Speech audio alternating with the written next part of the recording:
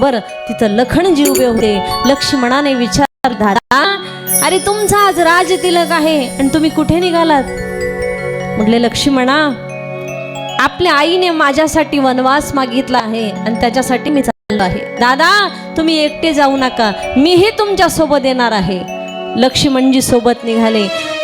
जी पत्नी होती धर्मपत्नी सीतामाईने सांगितलं, हे राम प्रभू मी सप्त फेरे घेताना ब्राह्मणांच्या समोर अग्नीच्या समोर सांगितलं होतं की माझे मालक जिथे जातील तिथे मी जाण्याचा प्रयत्न करणार. 14 वर्षाचा वनवास सीतामाईला कुठे माहिती होतं? लग्न झाल्याच्या नंतर हळद फिटत नाही की वनवासाला जावं लागेल हे सीतेला कुठं माहिती होतं? कधी कधी रामायण वाचलं पाहिजे. ज्यांना वाटतं ना फाशी घ्यावं, मरावं, आत्महत्या करावी, अशा लोकांनी रामायणासारखा ग्रंथ एकदा उघडून पाहिला पाहिजे. जनक राजाची कन्या होती, मिथिला नगरीची ती कन्या होती. जनक राजाची कन्या सीतामाई, कशाची कमी नव्हती त्या जनक राजाकडे. हजारो दास दाशा सीतामाईच्या सेवेला होत्या आणि आज सीतामाई वनवासाला निघाल्या. साधे भगवे वस्त्र परिधान केले आणि तिघही निघाले. तेवढ्या वेळामध्ये कौशल्या रडायला लागली, माझा राम आता मला 14 वर्ष माझ्या रामाचा वियोग त्या ठिकाणी पाहायला मिळणार आहे. राम प्रभू कौशल्या मातेला सुमित्रेला सोडून निघाले. हा करता बातमी अयोध्येमध्ये पसरली. अयोध्येतले लोकही रडायला लागले, अरे असं काय झालं? आज राम राज गादीवर बसणार होता पण राम वनवासाला निघाले. सगळी अयोध्या नगरी रडत होती. कैसी घड़ी आज जीवन की आई, कैसी घड़ी आज जीवन की आई, अपने ही प्राणों की करते विदाई, अपने प्राणों की करते विदाई. अब ये अयोध्या, अब ये अयोध्या हमारी नहीं है, अभी तो हम जी भर देखा नहीं है, अभी हमने जी भर के देखा नहीं है. जरा देर ठहरा तमन्ना यही है, जरा देर ठहरा तमन्ना यही है, अभी तो हम जी भर के देखा नहीं है, अभी हमने जी भर के देखा नहीं है.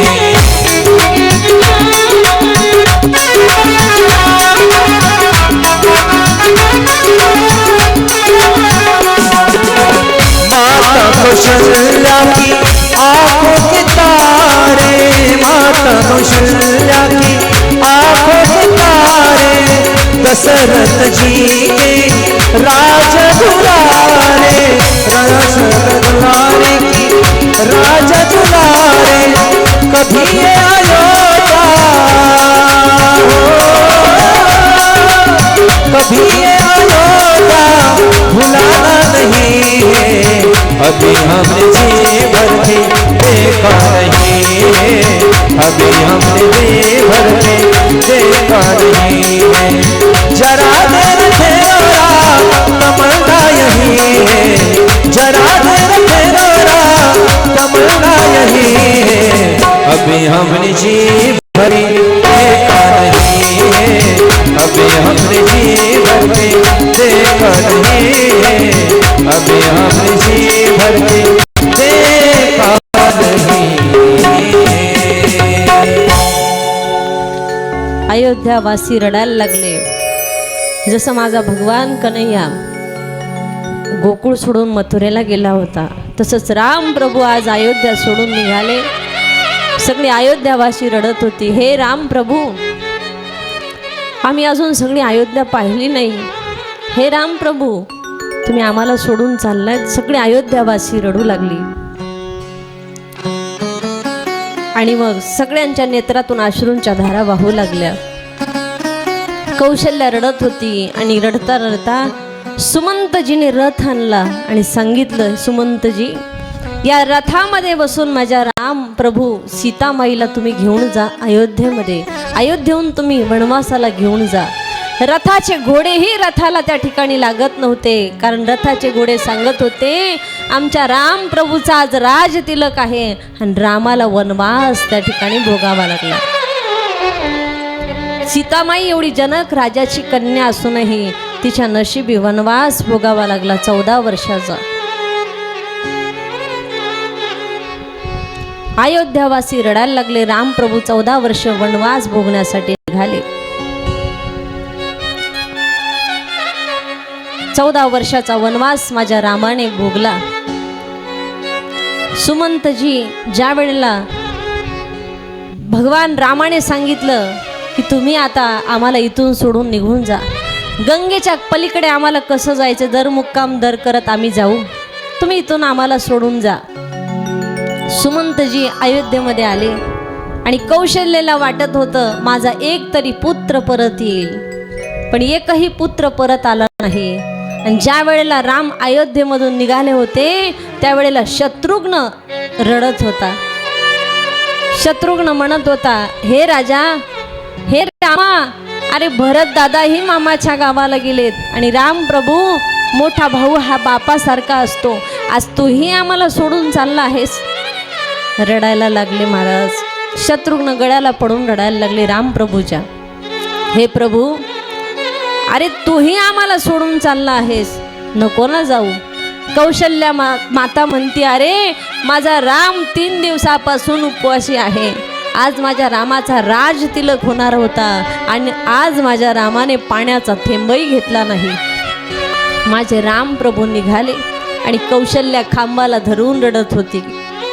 सुमित्रा मातेच्या गळ्यामध्ये शत्रुघ्न रडत होते आणि सगळी अयोध्यावासी रडत रडत राम प्रभूला वाट लावलं. आणि सुमंतजी पुन्हा रथ घेऊन रथामध्ये बसून निघाले आणि राजा दशरथाने राम राम राम माझा राम करत करत करत राजा दशरथाने प्राण सोडला. कारण राजा दशरथाला श्राप लागला होता आणि हे कैकेयीलाच माहिती होतं. म्हणून कैकेयीने 2 वर मागितले. रामाला वनवास त्या ठिकाणी भोगावा लागला. आणि ज्या वेळेला रामप्रभूने 14 वर्षाचा वनवास भोगला, तदनंतर ज्या वेळेला रामप्रभू वनवास भोगून भरत ज्या वेळेला घरी आले, भरताला कळालं की माझ्या रामाचा राजतिलक आहे, राजतिलक होणार होता. भरत मामाच्या गावाहून निघाले होते आणि आल्या आल्या पाहिलं सगळी अयोध्या सुन्न झालेली दिसत होती. गुडिया तोरणे पताका उतरले गेलेले होते. महाद्वारामध्ये प्रवेश केला आणि कैकेयी आरतीचे ताट घेऊन उभी होती. भरताने पहिला प्रश्न विचारला, आई माझा रामदादा दिसत नाहीये. कैकेयीने सांगितलं, अरे तुझा दादा वनवासाला गेला आहे. अरे दादा वनवासाला गेला आणि मला कसं सांगितलं नाही. त्यावेळेला भरताच्या कानावर वाक्य पडले. हे कैकेयीने 2 वर मागितले, कैकेयीने सगळा कुठाना केला म्हणून रामाला वनवास भोगावा लागला. म्हणले, आई सगळ्यात अगोदर तू कोणता वर मागितला? म्हणले, मी भरताला राजगादी मागितली आणि रामाला वनवास मागितला. आई मग तू आधी मला गादीवर बसवायचं आणि मग दादाला वनवासाला पाठवायचं ना. सावत्र बंधूच्या प्रेमाने अख्खं रामायण रडवतं. सावत्र बंधूचं प्रेम किती होतं महाराज.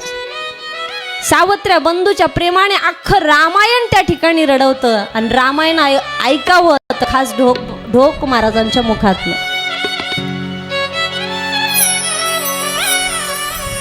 रामायणाची मी काही एवढी मोठी जाणकार नाही. रामकथा ऐकावी तर बाबांच्या मुखातनंच. छोटासा विषय आला होता म्हणून मी तुम्हाला एवढं सगळं सांगितलं. असो, भाव विषय चालला होता आपला. भाव विषय कुठं सुटला? भाव.